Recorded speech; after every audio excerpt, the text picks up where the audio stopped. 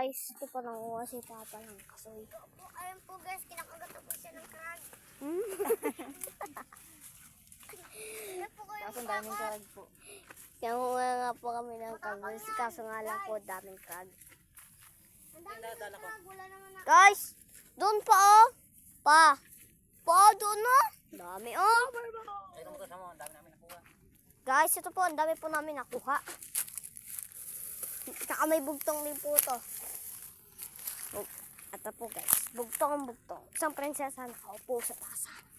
Ang sagot, si Ben.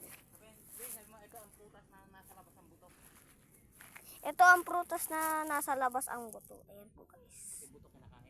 Pati buto kinakain.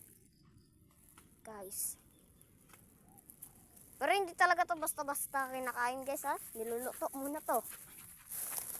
Baka kainin nyo pag ano kayo. Tatang ka mag-vlog